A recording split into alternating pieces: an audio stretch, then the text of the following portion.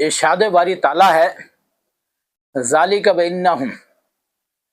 کانوا یکفرون بآیات اللہ ویقتلون النبیین بغیر الحق، یہ اس لیے ہوا ہے کہ بے شک وہ اللہ کی آیتوں کا انکار کرتے تھے اور نبیوں کو ناحق قتل کرتے تھے۔ اس کے معنی ہے کہ ہم نے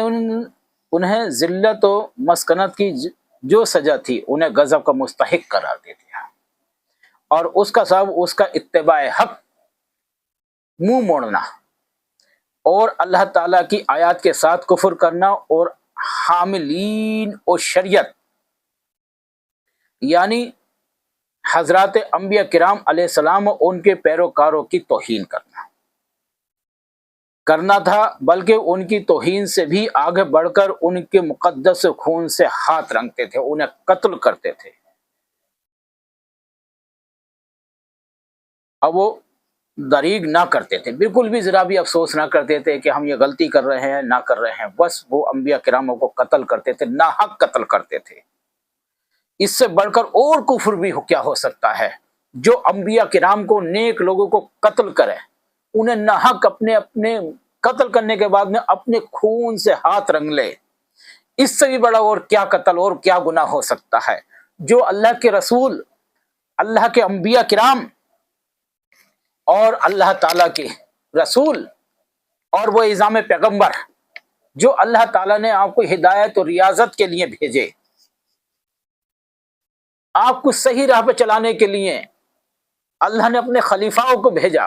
اپنے انبیاء کو بھیجا، اور یہ فرمایا کہ چھوڑ دو ساری بت پرستی، چھوڑ دو سارے برے کام، چھوڑ دو ساری غارت گردی، تمام پوجا پرستیوں کو، مورتیوں کی پوجا پرستیوں کو، سورج کی پوجا پرستی کی، پانی کی پوجا پرستی، نہروں کی، دریاؤں کی پوجا پرستی، سانپوں کی پوجا پرستی، گاؤں کی پوجا پرستی اور مورتی کی پوجا پرستی، پتھروں کی پوجا پرستی، یہ سب چیز چھوڑ دو اور مسلمان ہو جاؤ، اللہ کی راہ میں آ جائیے۔ وہ اعظام پیغمبر جو آپ کو سیدھا راستہ دکھانے کے لیے آئے صرف اللہ کے حکم سے، جو اللہ ان کے لیے بتاتا گیا وہی وہ کرتے چلے گئے، لیکن آپ نے کیا کیا؟ ان کے مقدس خون سے آپ نے اپنے ہاتھ رنگے۔ اللہ آپ پہ غضب عطا فرماتا ہے، اور وہ اللہ کے غضب کے حقدار ہوئے اور ان پہ عذاب الہی نازل ہوا۔ وہ اللہ کے غضب کو اٹھا ہی ہوئے لوٹے، اللہ تعالیٰ کی طرف سے ان پر غضب مسلط ہو چکا تھا، اور اللہ تعالیٰ کی ناراضی ان کے لیے واجب ہو گئی تھی۔ پھر ارشاد باری تعالیٰ ہوا ذالک بانہم کانوا یکفرون بآیات اللہ ویقتلون النبیین بغیر الحق، یہ اس لیے ہوا کہ وہ بے شک اللہ کی آیتوں کا انکار کرتے تھے اور اللہ کی نافرمانی کرتے تھے۔ پھر بار بار وہی بات دہرائی گئی ہے، اور انبیاء کے خون سے اپنے ہاتھ رنگنا اور ان کی آیتوں کی تکذیب کرنا، انکار کرنا۔ حدیث جس کی صحت پر اتفاق ہے، حدیث میں آیا ہے کہ رسول اللہ صلی اللہ علیہ وسلم نے فرمایا ہے تکبر یہ ہے کہ حق بات کو ہر درم سے نہ مانا جانا۔ تکبر کسے کہتی؟ لوگ یہ کہتے ہیں کہ تکبر کیا ہے، اور تکبر کسے کہتی؟ مجھے تکبر ہے ہی نہیں، میں کرتا بھی نہیں ہوں، مجھے تکبر ہے بھی نہیں۔ تو تکبر اس بات کی تکبر ہوتا ہے، اللہ تعالیٰ فرماتا ہے کہ اللہ کے رسول صلی اللہ علیہ وسلم فرماتے ہیں صحیح بات کو نہ ماننے والا، ہٹ درمی کرنے والا اور لوگوں کو حقیر سمجھنے والا، اسے تکبر ہوتا ہے۔ امام احمد رحمۃ اللہ علیہ نے عبداللہ بن مسعود رضی اللہ تعالیٰ سے روایت کیا ہے کہ رسول اللہ صلی اللہ علیہ وسلم نے فرمایا ہے کہ روز قیامت سب سے زیادہ سخت عذاب اس شخص کو ہوگا جس نبی، کسی نبی نے، یعنی کہ جسے کسی نبی نے قتل کیا، کسی نبی نے قتل کیا، جس نے کسی نبی کو قتل کیا۔ اگر کسی نبی نے کسی انسان کو قتل کیا تو اس انسان پہ بھی سخت سے سخت عذاب کیا جائے گا، اور کسی نے نبی کو قتل کیا ہو تو اس قتل کرنے والے پہ بھی سخت سے سخت عذاب کیا جائے گا۔ اس پہ اللہ تعالیٰ سخت ناراض ہے، اور سب سے زیادہ عذاب جو ہوگا انہی شخص پر کیا جائے گا، کیونکہ جب کوئی نبی جب کسی کو قتل کرتا ہے تو کوئی بہت بڑا سرزد گناہ کا مرتکب ہوتا ہے، یا نبی کو انکار کرتا ہے، نبی کی قرآن کی یا اور کتابوں کی آیتوں کو جھٹلاتا ہے، تکذیب کرتا، نہیں مانتا، اور وہ نبی کو طرح طرح کی اذیتیں تکلیفیں پہنچاتا، برا بھلا کہتا ہے، گالی گلوچ کہہ دیتا ہے، اور اپنے تکبر میں، اپنی ہر درمی میں لگا رہتا ہے، تو ایسے انسان کو نبی قتل کرتے ہیں، بار بار سمجھانے کے باوجود بھی وہ نہ سمجھ پاتا ہو تو ایسے انسان کو نبی قتل کرتے ہیں۔ اور یا ان باتوں کو سمجھانے والا، صحیح راستے پہ چلانے والا نبی جو غلط راستے والے ہوں، وہ نبی اس غلط راستے والے کو سمجھائیں اور وہ نبی کو قتل کرتے ہیں، تو وہ بھی سخت سے سخت عذاب میں مبتلا کیا جائے گا۔ دوسرا وہ جو ضلالت گمراہی کا امام ہو، اور تیسرا تصویریں بنانے والا ہو۔ بہت بڑی تفسیر عطا فرمائیے، بہت بڑی بات عطا فرمائیے۔ ایک ایسا شخص آج کے دور میں بھی ہیں، کل بھی تھے، اور یہ قیامت تک ہوتے رہیں گے، وہ شخص جو گمراہ خود ہو اور لوگوں کو بھی گمراہ کرتے پھرے، اور لوگ اس کی ہمراہی میں لگے تار رہیں، اور لوگ اس کی بات کو مانیں اور اس پہ عمل کریں، وہ بھی سخت سے سخت گناہ گار ہوگا، کیونکہ اللہ اور اس کے رسول کا وہ نافرمان ہے، اور ان راستوں سے ہٹنے کے بعد میں وہ جو ہے وہ غلط راستہ لوگوں کو دکھاتا ہے، اور لوگ اس پہ عمل کرتے ہیں اور چلتے ہیں، تو یہ وہ بھی گناہ گار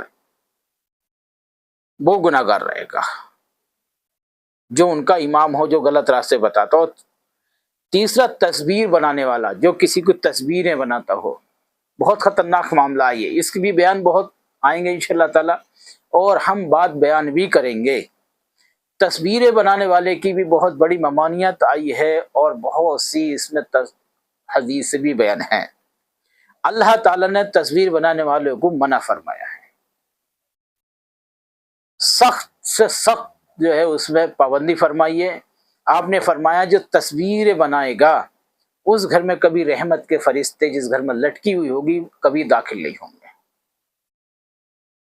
آپ نے منع فرما دیا، اور فرمایا کہ جب حشر کا میدان ہوگا، نفسی نفسی کا عالم ہوگا، اور جب تصویریں بنانے والا اللہ کے سامنے پیش ہوگا تو اللہ تعالیٰ اس سے فرمائے گا کیا تو دنیا میں تصویریں بنایا کرتا تھا؟ تو فرمائے گا میں بناتا تھا۔ کیا اس میں جان ڈال؟ تو یہ جان ڈالنے کا کام تو صرف اور صرف اللہ کا ہی ہے، اس کے ہٹ کے کوئی بھی ذات ایسی نہیں ہے جو تصویروں میں جان ڈال سکے۔ تب اس سے کہا جائے گا اس میں جان ڈال، وہ ایک بھی تصویر میں جان نہ ڈال پائے گا تو اس سے اللہ کے رسول فرماتے ہیں کہ اللہ تعالیٰ سخت سے سخت عذاب عطا فرمائے گا، اسے سخت اس کے عذاب میں مبتلا کیا جائے گا۔ ارشاد باری تعالیٰ ہے ذالک بما کانوا وکانوا یعتدون، یہ اس سبب سے کہ انہوں نے نافرمانی کی اور وہ عہد سے بڑھ کے جانے والے تھے، اپنا عہد توڑ دیا انہوں نے۔ انہیں دی گئی مذکورہ والا سزاؤں کا یہ ایک دوسرا سبب بیان کیا جا رہا ہے کہ اس لیے ہیں کہ وہ نافرمانی کیے جاتے ہوئے اور حد سے بڑھ جاتے تھے۔ عصیان کے معنی ممنوع اور کام کرنے کے ہیں، اور اس کے معنی کے میں سے حد سے بڑھنے کے ہیں، جس کی اجازت ہو یا جس کے کرنے کا حکم دیا گیا ہو۔ تو ان الذین آمنوا والذین ہادوا والنصارى والصائبین من آمن باللہ وبالیوم الآخر وعملوا صالحا فلهم اجرهم عند ربهم ولا خوف علیہم ولا هم یحزنون، بے شک جو لوگ ایمان لائے اور جو یہودی عیسائی اور سابی بے دین ہوئے ان میں سے جو بھی اللہ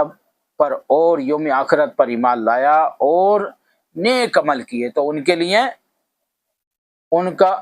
اجر ان کے رب کے پاس ہے، نہ انہیں اس کا کوئی خوف ہوگا اور نہ ہی وہ غمگین ہوں گے، جنہوں نے اچھے کام کیے، نیک کام کیے اور اچھے عمل کیے۔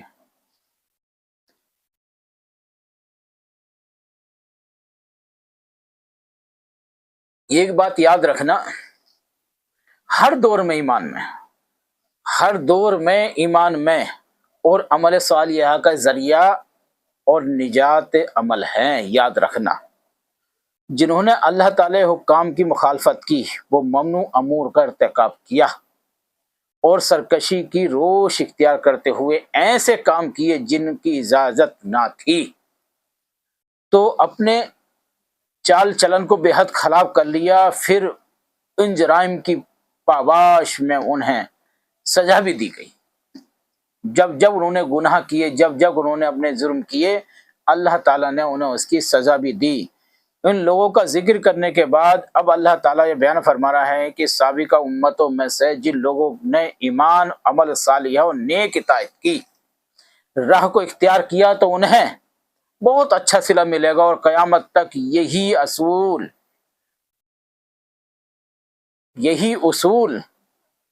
کار فرما رہے گا، یہ اصول کار فرما رہے گا۔ اسی اصول کے مطابق جو شخص بھی رسول نبی کریم صلی اللہ علیہ وسلم کی امت کی پیروی کرے گا، اسے ابدی سعادت اور کامرانی نصیب ہوگی۔ مستقبل میں ان کی کوئی خوف نہ ہوگا، وہ بالکل آرام سے ہوں گے جنہوں نے اچھے کام کیے ہوں گے، اللہ اور رسول کی اطاعت کی ہوگی،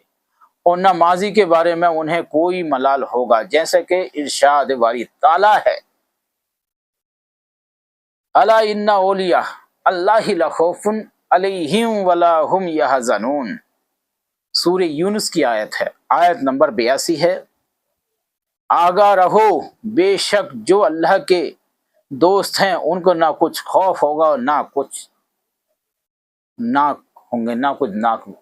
غم میں ہوں گے اور نہ کوئی خوف ہوں گے۔ اسی طرح فرشتے مومنین سے ان کی موت کے وقت کہتے ہیں، جیسے کہ فرمانے باری تعالیٰ ہے، ان الذین قالوا ربنا اللہ ثم استقاموا تتنزل علیہم ملائکۃ الا تخافوا ولا تحزنوا وبشروا بالجنۃ التی کنتم توعدون۔ سورہ حامیم کی آیت سجدہ ہے، اور اس میں یعنی کہ آیت نمبر سجدہ، اور اللہ تعالیٰ نے فرمایا آیت نمبر 30، بے شک جن لوگوں نے کہا کہ ہمارا پروردگار اللہ ہے اور پھر وہ اس پر قائم رہے، تو ان پر فرشتے یہ کہتے ہوئے اترتے ہیں کہ نہ خوف کرو نہ تم غم کرو، بہت خوش مناؤ جس کا تم وعدہ کیے ہوئے ہو۔ اللہ نے جس کا تم وعدہ کیا تھا وہ پورا کرے گا، تم بالکل نہ ڈرو، بالکل پریشان نہ ہو، تم پہ اللہ کی نعمتیں تمام ہوں گی، اور تم اچھے کام کیے، اللہ کی راہ پہ چلے، اللہ کی فرما بردار بندے بنے، تو اللہ تعالیٰ بھی تم پہ اپنی نعمتیں تمام کرے گا انشاءاللہ، تم بالکل نہ گھبراؤ۔ مومن کی تعریف علی بن ابو طلحہ نے حضرت ابن عباس رضی اللہ تعالیٰ عنہ سے بیان کی، فرمایا ہے، ان الذین آمنوا والذین حادوا والنصارى والصابئین من آمن باللہ وبالیوم الآخر وعمل صالحا فلہم اجرہم عند ربہم ولا خوف علیہم ولا ہم یحزنون۔ بے شک جو لوگ ایمان لائے اور جو یہودی و عیسائی اور صابی بے دین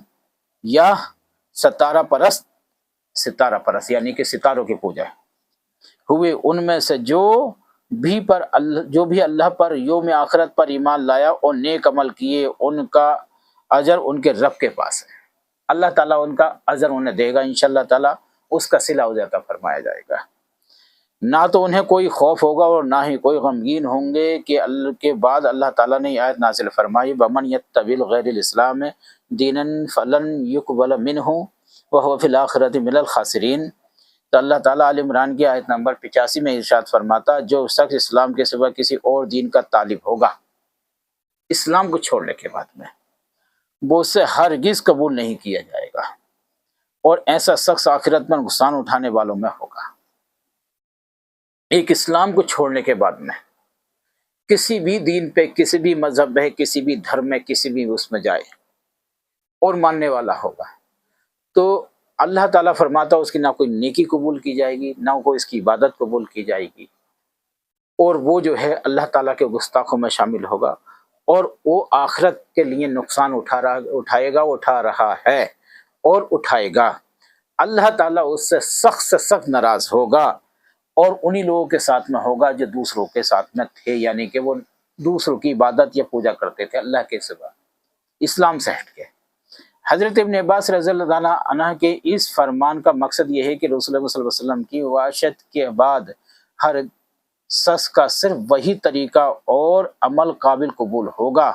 جو شریعت محمدی کے مطابق ہوگا۔ اگر اس سے ہٹ کے کسی بھی کوئی اچھا کوئی کام کرو گے تو وہ آپ کا قابل قبول نہیں ہوگا، چاہے کتنی بھی آپ عمل کرتے رہو۔ بات سمجھ میں آ رہی ہے؟ البتہ آپ کی تشریف آوری سے قبل یعنی کہ پہلے اگر کسی نے اپنے زمانے کے نبی کی اطاعت اور پیروی کی، وہ اس ہدایت اور سیدھے راستے پر تھا، تو وہ آخرت میں بھی نجات پا جائے گا،